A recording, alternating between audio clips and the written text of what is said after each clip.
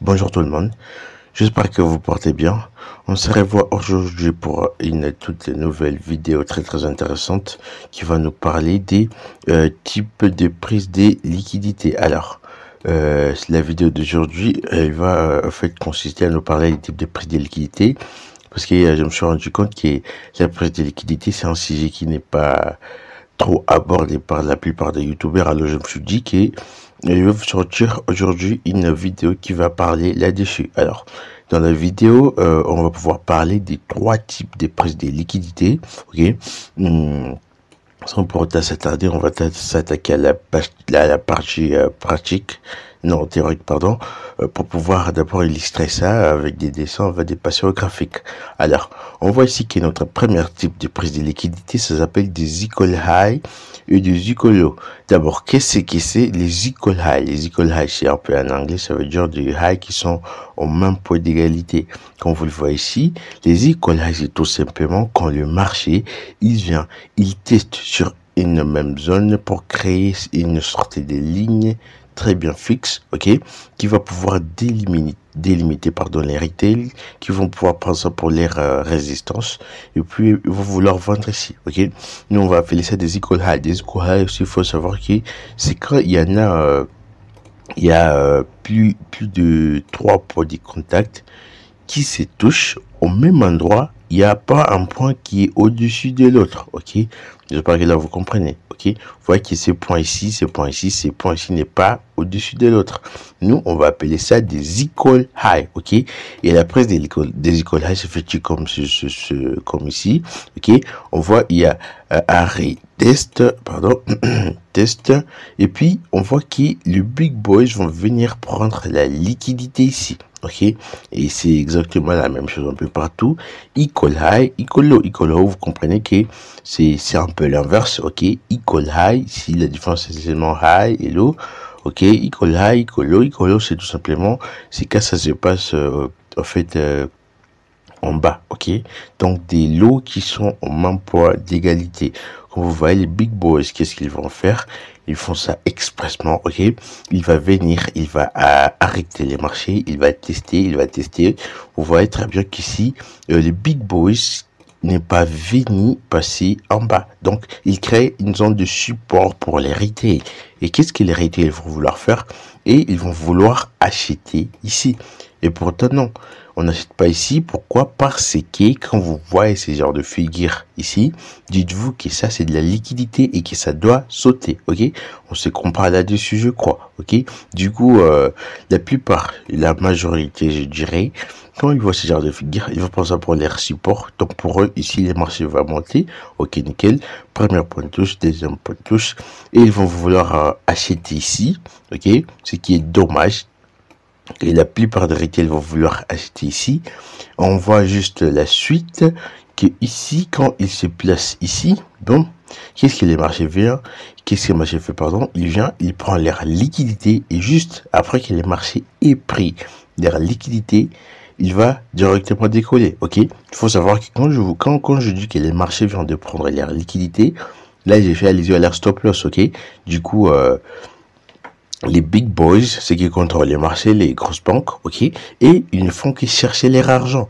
Et pour prendre leur argent, ils ont créé des setups. Donc, ils ont créé des setups qu'ils ont mis dans la tête des retail. C'est un peu bizarre de dire ça, mais c'est comme ça, en fait. Ok, parce qu'il y a des gens qui croient à ça. Il y a des banques qui traitent comme ça, ok. Donc, les big boys, les big banques, ils sont dû, on va pouvoir chaque fois créer des equal low, equal high, pour chaque fois manipuler les retail. Les retail, qu'est-ce qu'ils vont vouloir faire? Ils vont vouloir se placer ici. Et pourtant, non, faut pas se placer ici. Ils vont vouloir acheter ici. Bon, on les liquide, ok?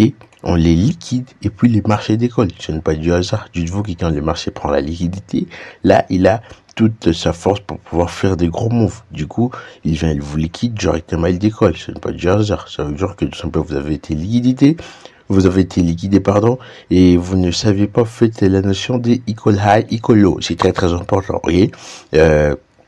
Ce genre de notion va vous aider, donc va vous aider à éviter beaucoup, mais beaucoup de stop loss. Parce que ici, les retail vont prendre ça pour leur support, leur résistance. Ici, nous, on prend ça pour leur support. Et pourtant, on voit très bien ce qui se passe ici, ok? Ce qui se passe ici, ok? Quand vous essayez de vendre ici, bon, le marché va venir, bon, il va toucher leur stop loss. Et juste après qu'il soit sorti en stop loss, boum, les marchés vont décoller dans leur direction. Ok. Ici aussi, les marchés vont venir, il va créer leur belle zone de support ici, et ils vont voir ça comme zone de support. Ils vont essayer de se placer ici, stop loss ici. Boum, qu'est-ce que le marché fait? Il est liquide et puis boum, il décolle. Ok, ce n'est pas du hasard. Dites-vous que là, les big boss ont pris la liquidité. Ok. Mis à part les equal high, les equal low, ok, on a ce qu'on appelle des relative equal high, ok. C'est tout simplement simple.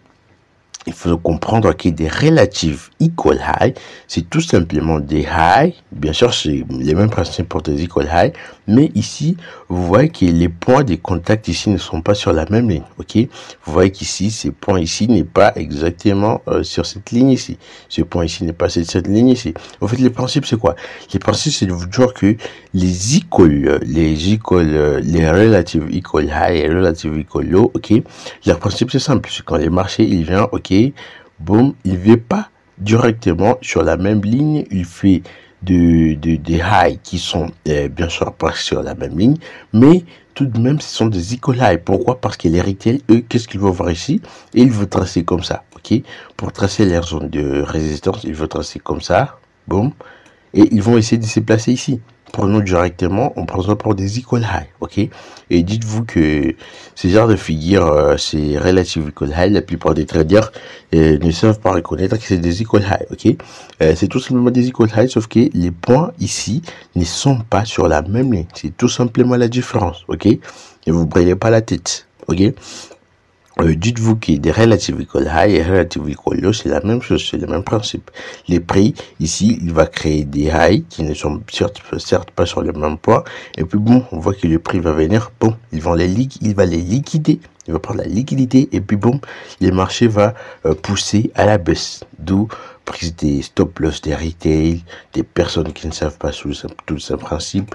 Bon, on prend leur liquidité et puis on baisse. C'est la même chose pour des relative equal low. C'est tout simplement en anglais.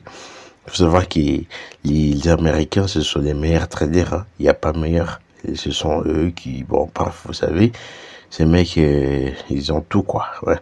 Les relative equal low, c'est la même chose. C'est tout simplement quand les lows ne sont pas exactement sur la même ligne. Ok? C'est quand ils ne sont pas sur la même ligne. Un peu comme ça. Ok? Un peu, il vient, il teste, boum, boum. Qu'est-ce que les retail, ils vont voir? Vous voyez qu'ils ne sont pas sur la même ligne. Mais qu'est-ce que les retail, ils vont voir? Ils vont voir ça comme ça. Ils vont tracer ça comme ça, leur zone de support. Ils vont essayer d'acheter ici. Et pourtant, ça ne se passe pas comme ça. Non, non, non. Non, on n'achète pas ici. On attend que les marchés puissent venir prendre la liquidité, tester, puis bon, décolle, ok. Faut savoir qu'ici, pour nous, pour se placer, par exemple ici, les marchés, il vient, il prend cette liquidité. Qu'est-ce qu'on attend comme confirmation pour nous placer? On attend notre BOS, ok. Et puis bon, on attend que le prix puisse venir tester dans la bougie manipulatrice qui prend l'argent. Et puis nous, on achète. C'est la même principe partout. Même ici, BOS test, on part. Ici, BOS test, on part. C'est la même chose partout. Et du coup, ce genre de principe va à chaque fois nous aider à éviter beaucoup, mais beaucoup des stop loss inutiles. Ok? Du coup, il faut vraiment essayer de comprendre ça. Ça, c'est notre première type de prise des liquidités. J'espère que vous l'avez bien compris parce que sur les graphes, ça va être hyper rapide. Du coup, essayez très bien de comprendre la partie théorique parce que la partie pratique va être un peu chelou. Ouais. Alors, notre deuxième type de prise de liquidité, c'est ce qu'on appelle des trendlines. Ok, les trendlines aussi, c'est le même principe. Ça consiste à manipuler les retail. Toutes ces figures ici que vous voyez, equal high, trendline, ce sont les big boys qui créent ça expressement. Ok, pour objectif de manipuler les retail, ok. Les manipuler comment? Les inciter à se placer à des zones qui ne vont pas tenir dans le but de prendre les stop loss. C'est ça l'objectif de ce genre de figure en fait. Ok, comme vous voyez pour ce trendline bullish, on voit les marchés, c'est quand au fait il a deux points qui réagissent sur une même ligne. Ok, vous le voyez très bien ici. Premier point de contact, deuxième point de contact, troisième point de contact. Dites-vous que c'est à cette quatrième point de contact, tous les retails seront déjà placés. Ok, et pour nous, on ne se place pas. Pourquoi? Parce qu'on connaît que ça, c'est de la liquidité. Ok, on connaît que ça va sauter. Du coup, on voit ici, trendline bullish, boum, les prix, qu'est-ce qu'il vient? Bon, il prend leur liquidité parce que dites-vous que quand les retails se placent ici, et qu'est-ce qu'ils font? Quand les retails se placent, par exemple, ici, où il va mettre la majorité des retails, mettre leur stop loss au lot ici, ok? Mais il y en a ceux qui sont un peu confiants, ils mettent leur stop loss un peu ici. Mais ceux qui veulent être sécures des retail, ils mettent leur stop loss ici. Et du coup, c'est très probable souvent que les marchés viennent liquider un trendline. Boum, il liquide et il va directement sur ce point. Il faut savoir qu'ici, la plupart ici, tous les stop loss des retail qui avaient tradé ces trendlines sont ici. Tous leurs stop loss sont ici. Du coup, les prix, qu'est-ce qu'il va venir? Il prend leur liquidité et directement il décolle. Ok? Dites-vous que la liquidité pour les marchés financiers, c'est comparable à l'essence pour une voiture. Ok? Parce que si dans votre voiture il n'y a pas d'essence, la voiture ne va pas rouler. Et pour les marchés financiers, s'il n'y a pas de prise de liquidité, il va peut-être y avoir des mouvements intéressants. Ok, comprenez ça comme ça. Ok, dites-vous que la prise de liquidité, ça va donner de la force, de l'essence, ok, de la puissance au marché pour qu'il puisse effectuer des mouvements époustouflants. Ok, c'est tout simplement ce qui se passe. Ok, juste après la prise de liquidité, vous l'avez constaté sur les graphes quand on va passer à la partie pratique. Juste après la prise de liquidité, directement il y a des mouvements époustouflants, des mouvements qui réalisent, je sais pas, des 100 pips dans quelques heures. Ok, pourtant normalement des 100 pips peuvent se réaliser dans des 3, 4, 5 jours, ok? C'est juste après fidélité, il y a des mouvements époustouflants, ok? Ça, c'est tout pour le trendline bullish. On passe au trendline bearish, c'est les mêmes principes, sauf que c'est pour une structure bearish, ok? On voit aussi que ce sont deux points qui s'arrêtent à une même ligne, en fait, ok? Comme je l'ai tracé ici. Vous voyez que premier point de contact, deuxième point de contact, troisième point de contact. Les retail, tous les retail vont se placer ici à vendre, ok? Ils vont vouloir vendre ici. Pourquoi? Parce que ça, c'est leur zone de résistance, ok? Du coup, nous, on ne se place pas ici. Pourquoi? Parce qu'on connaît que ça, c'est la liquidité. Et pourquoi c'est la liquidité? Parce que ce sont les big boys qui créent ce genre de figures pour inciter les retail à vendre ici. Et pourtant, ce ne sont pas des zones où il faut vendre, ok? Ici, ce ne sont pas des zones où il faut vendre. Non, nous, on attend que les marchés puissent venir prendre leur liquidité. On s'assure que toute leur liquidité a été prise. Et puis, il y a des mauvais époustouflants qui vont se passer. C'est tout simplement simple. Ici, il est question d'être patient, de ne pas être rush, ok? Don't rush the process, trust it, ok? C'est un peu ça, ok? Du coup, ici, on regarde, en fait, une fois on a déjà réparé notre trendline, nous, on n'essaie pas de se placer, on attend directement que le marché puisse venir. Boum, ici, il prend leur liquidité. Il faut savoir qu'ici, tous les retail qui s'étaient placés ici, la plupart les stop loss seraient ici. Et vous voyez que c'est précis, hein, c'est très précis.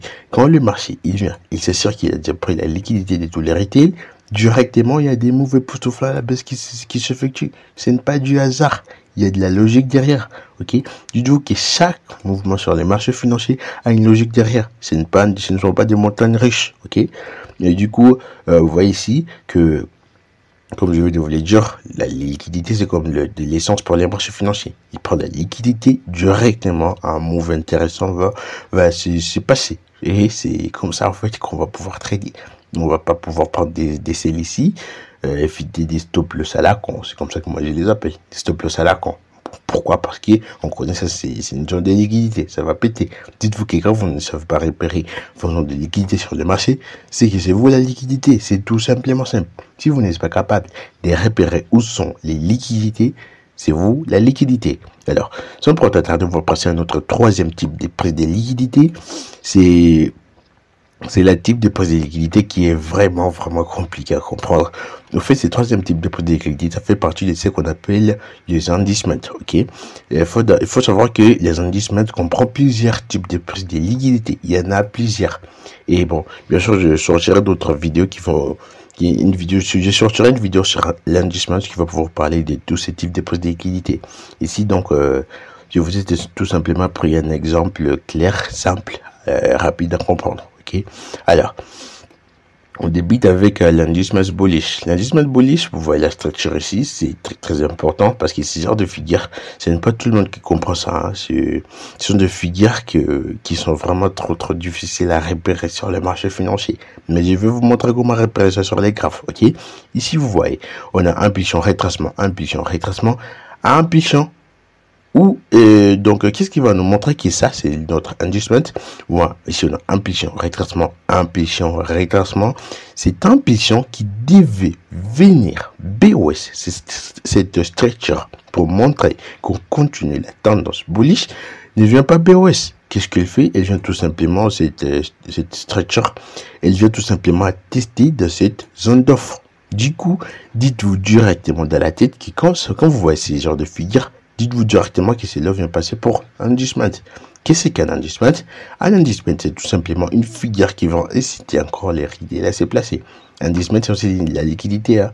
Vous allez voir, pour moi, sur les graphes, souvent, je mets partout X. X, pour moi, ça signifie liquidité. Du coup, je ne me brûle pas la tête à mettre ici IDC. Bon. Mais il y a des IDC, il y a des equal high, il y a des trendlines. Si je veux, je peux chaque fois mettre ces genres non. Mais bon, ça me gêne trop. Je vais mettre tout simplement X. Mais, dites-vous qu'il y a des types de prises de liquidité comme ça ici, ok? Quand le marché, il fait un peu ça, impulsion, retracement, c'est impulsion qui devrait venir BOS, cette structure pour montrer qu'on continue la tendance bullish. Cette structure ne vient pas BOS. Par contre, qu'est-ce qu'il va faire? Il va tester dans cette zone d'offre. Vous voyez votre consolidation pour liquidité. Bon, directement, si vous avez pris un trade ici, dites-vous dans la tête que ça ici, c'est une liquidité. Ça, c'est ce qu'on appelle l'inducement. Du coup, ça va sauter. Et la confiance, elle est où? La confiance, elle est souvent que les marchés, certes, cet retracement vient t'aider dans cette dimension, mais souvent que les marchés font ça, il prend tout simplement cette liquidité et il teste encore dans cette dimension. Boum, il va faire ça, et puis boum, il va venir liquider ça. Pourquoi liquider ça? On voit très bien qu'ils sont des relative equal high, comme je vais vous le dire. Ce sont des highs, certes, ils ne sont pas sur les mêmes points de contact, mais ils créent une zone de résistance pour les retail, ok? Ici, vous comprenez, j'espère, c'est la même chose, ok? Ça se passe pour la structure bullish comme pour la structure bearish. On voit ici pour la structure bearish que le marché, il vient dans une structure bearish qui se crée. C'est retracement, c'est un pichon aussi qui devrait venir BOS. Cette structure pour montrer qu'on continue la tendance bearish, elle ne vient pas BOS. Par contre, elle veut tout simplement tester dans cette dimension. Dites-vous correctement que c'est high, c'est de l'inducement.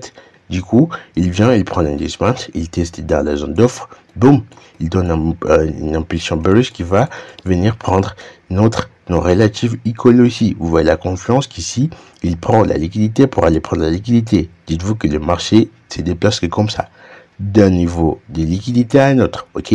Genre une zone de liquidité à une autre, ok? Il vient, il prend cette liquidité, pour venir prendre cette liquidité, peut-être venir tester de cette bougie manip qui a pris la liquidité de cet inducement, encore venir prendre cette liquidité. Il faut savoir que tous les lows et tous les highs sur les marchés financiers sont des liquidités. Alors, sans pour t'attarder, on va pouvoir s'attaquer un peu au graphe pour pouvoir illustrer tout ça sur les graphiques, parce que c'est bon mieux de parler un peu de la partie théorique, mais illustrer tout ça sur les graphes, c'est plus mieux. Alors, on va directement s'attaquer aux equal high.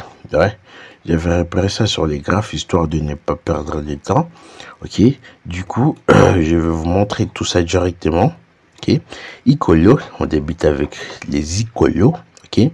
Je vais vous montrer un peu qu'est-ce que c'est les equal low sur les graphiques, comment ça se passe, histoire que vous puissiez bien illustrer ça dans votre tête, ok?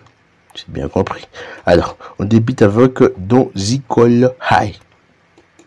Ok, je vais tracer cette zone ici.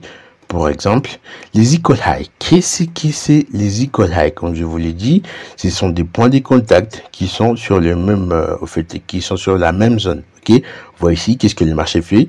Il vient, je vais désactiver l'élément. Il vient, bon, il teste ici, il teste ici. Dites-vous que ça, les marchés financiers effectuent ça expressement, ce n'est pas du hasard. Et ici, qu'est-ce que les retail vont faire? Ils vont voir ça pour les zones de résistance. Du coup, les retail vont vouloir se placer ici en sell, mettre leur stop loss. Je sais pas, la plupart mettent ici. Il y en a ceux qui sont même gourmands. Ils mettent leur stop ici, leur stop loss ici. Vous voyez que c'est trop con. Boum, qu'est-ce que le marché fait? Boum, certes, il va leur donner un peu d'espoir ici. Vous voyez, c'est lui qui s'était placé ici pour les retail. C'est lui qui était intelligent. Bah, il aurait bouffé tous ces moves ici. Ça veut pas dire que, vu que ce sont des figures pour les retail, ça ne marchait pas. Des fois, ça marche, ok? Il y a une logique derrière tout ça, en fait, ok? Vous voyez ici, boum, il effectue une belle equal high. Mais dites-vous que ça va sauter, hein? Ça va sauter. Vous voyez, le prix, il a pris son temps, Bon, qu'est-ce qu'il a fait? Prise des liquidités, comme je vous l'ai montré sur les dessins, ok? Après prise des liquidités, dites-vous qu'ici, le marché a récupéré de l'essence. Il a du carburant dans sa voiture pour effectuer un bon move baissier. Vous voyez, juste après la prise des liquidités, vous voyez les moves derrière. Vous voyez qu'ici, il a réalisé mais beaucoup de pips. Je vous l'ai dit que quand le marché prend la liquidité, il réalise des mouvements époustouflants. Ici, on voit qu'on est en 92 pips. Dans combien de temps? Dans 7 jours. Ah, vous voyez? Non, c'est pas 7 jours. Normalement, vu qu'on est un désert, ça des fois faire une affaire des, je sais pas, quelques, 16 heures. Ouais. 92 pips à 16 heures. C'est époustouflant, ça. Ok?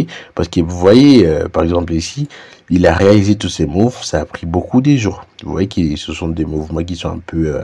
il n'y a pas d'impulsion qui montrent vraiment que les big boss se sont placés. Mais si vous voyez, il y a le gap qui s'est fait laisser. Bref, après prise de liquidité, il y a des réels moves qui vont s'effectuer sur les marchés. Ok? Et pour les equal high, on voit très très bien ici. Ok? Il faut vraiment voir très très bien ici. La plupart des retail seront placés ici. Ils ont sell ici. La plupart, je dirais, la majorité. Bon, et on vient les liquides. Test, prise des liquidités. Bon, le vrai move se passe maintenant. Alors nous, on va se placer où? Nous, on va se placer ici. Il faut savoir que nous, l'objectif, c'est de se placer pile au début du mouvement. Ok? Moi, je me place. Je cherche mes achats ici. Et vous voyez souvent les captures que j'ai publiées dans mon groupe Telegram. Je prends un sell ici. Ouais. C'est un peu ça l'objectif en fait, ok? Prendre le mouvement pile au débit, ok? Alors, on va passer aux Zicolo. Il faut savoir si c'est le même principe. C'est tout simplement, sauf que c'est ce qui se passe en bas, ok? Pour les Zicolo, on voit très très bien ici, ok? Pour les Zicolo, on voit ici qu'il y avait arrêt test. Bon, ça aussi, ça va être un exemple pour des relative Zicolo. Mais on voit d'abord ici qu'il y avait arrêt test, on voit qu'ils sont sur la même ligne, sur la même zone, ok? Du coup, dites-vous qu'ici, la plupart des traders auront essayé de se placer ici pour acheter les marchés. Mais nous, on n'achète pas les marchés ici. Pourquoi? Parce qu'on connaît que ça, ce sont des niveaux de liquidité, ça va péter, ça va sauter. La liquidité saute toujours. Ça peut prendre, je sais pas, 1 jour, 2 jours, 3 jours. Ça dépend du time frame dans lequel vous analysez. Mais dites-vous que la liquidité, ça saute toujours. Ok? Alors ici, on voit très bien que les marchés ici, ils s'arrêtent pile en même zone. Ok? Bon. Il y a prise de liquidité. Il y a un move qui se passe juste après. Ce n'est pas de la magie. Ok? C'est de la logique derrière tout ça. La prise de liquidité, c'est comme la prise de la puissance, la prise du carburant, comme je vous l'ai dit. C'était un exemple concret pour pouvoir vous faire comprendre. Ok, il prend de l'essence, il met dans sa voiture, boum, ici il décolle. Il donne un move intéressant. Nous on se place ici. Puis le début du move, ici aussi. C'est ici aussi, juste à la fin des retracements. Ok, alors pour des relative écolo, J'aurais moi aussi prendre ces mêmes exemples. Vous le voyez, c'est que ce sont des relative equal aussi. Pourquoi? Parce que vous voyez ici, les retail, la plupart des retail aussi, qu'est-ce qu'ils ont fait ici? Ici, ils ont retracé leur zone d'ici pour un peu comme ça. Faut savoir que moi, j'étais un retail, ok? Pour avoir toutes ces notions, j'ai passé dans les schémas des retail. Donc, je connais comment ils fonctionnent, ok? Moi aussi, j'ai traité un mode retail un jour, ok? Et qu'est-ce qu'ils vont faire? Ils vont prendre tout ça comme leur zone des supports, ok? Il y en a des retail, je sais pas, bah, c'est peut-être parce qu'ils n'ont pas d'informations, et ils vont vouloir se placer un peu ici. Et la plupart, moi aussi c'est comme ça que je faisais, je me rappelle bien, ok? Comment est-ce que je faisais? J'ai tracé ma zone comme ça, et puis je me plaçais ici, je mettais mon stop juste ici. Okay, vous comprenez qu'ici, bon, il vient, il m'active, il me donne un peu d'espoir, et puis bon, il vient, il te stop loss ici. Ce qui est vraiment dégueulasse dans tout ça, c'est ce genre de stop loss, ok? Des stop loss à 800 pips, c'est vraiment, vraiment dégueulasse. C'est dégueulasse. Actuellement, bon, je prends des trades avec des stop loss, je sais pas, de 2 pips, des stop loss à 800 pips, ça c'est du passé. On ne fait plus ça actuellement. Les temps révolus, on est au 21e siècle, quoi. Ok? Alors, on va passer un peu à l'exemple des trendline. Ok? Trendline. Trendline, c'est un peu ici. Ok? Vous voyez une trendline qui s'était créée. On va effacer un peu ça, histoire que les graphes puissent être propres. Okay. On voit qu'est-ce qu'une trendline. Je vous l'ai dit que c'est tout simplement des points de contact qui vont s'arrêter sur une même zone.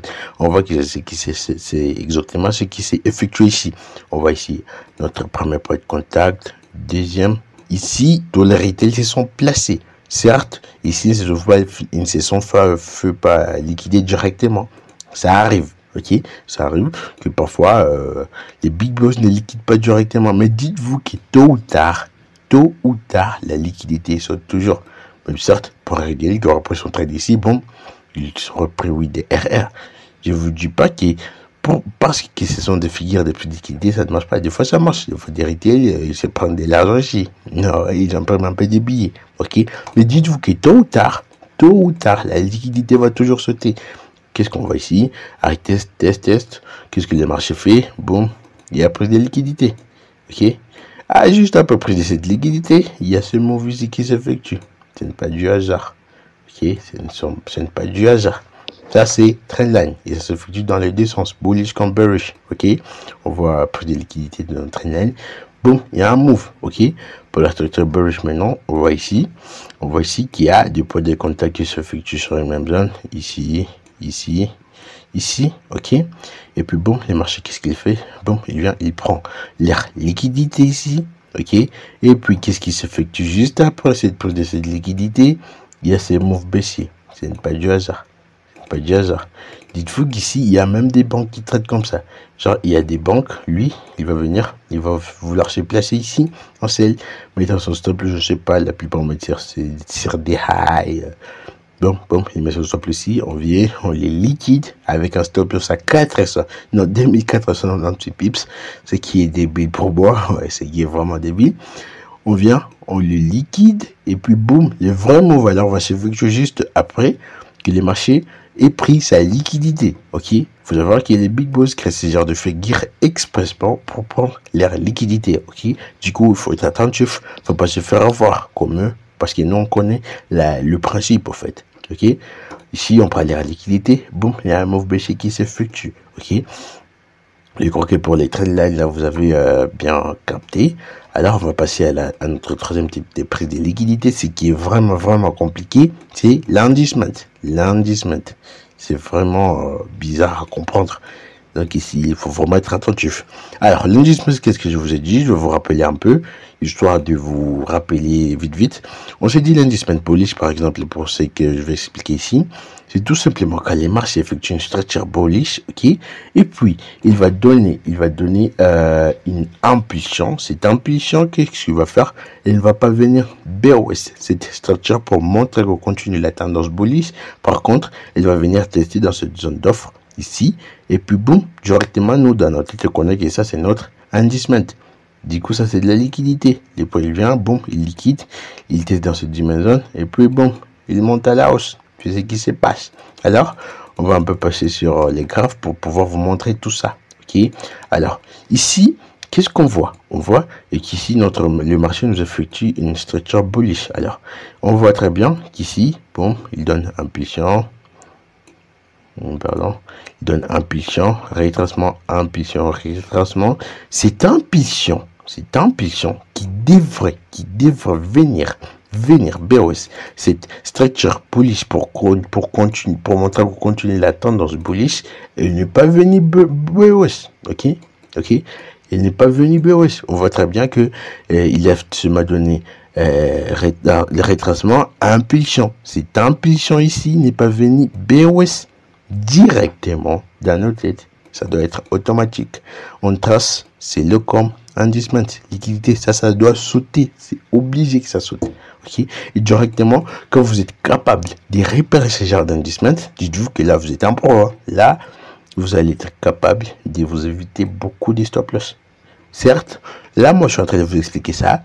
Le plus difficile, c'est quand vous vous serrez derrière les graphes et quand vous essayerez de repérer tout ça. Du coup, il vous faudra beaucoup de pratiques sur les graphes pour être capable de repérer ce genre de figure. On voit ici, il ne vient pas. Cette ambition normalement, cette ambition devrait faire ça. Normalement, bon, venir BOS et continuer la structure bullish. Mais ce n'est pas ce qui s'est effectué. Il est venu tester dans cette zone d'offre ici et puis bon, donner un retracement directement. Si on prend des cells ici, nous on target c'est l'eau. On connaît que ça c'est une liquidité. Bon, il vient, il se fait liquider. Et là, on est capable de repérer nos liquidités. Dites-vous que on va éviter beaucoup de stop loss. Une fois qu'on connaît que ça c'est notre liquidité, une fois les marchés venus dans cette dimension, on va pas essayer d'acheter. Pourquoi? Parce qu'on connaît que ça c'est une liquidité, ça va péter. Du coup, nous on va pas essayer d'acheter. Certes, on peut acheter pour bouffer ces retracements, histoire de venir récupérer cette zone d'offre, comme je vous l'ai dit, l'ODF, mais pas acheter ici sur le long terme.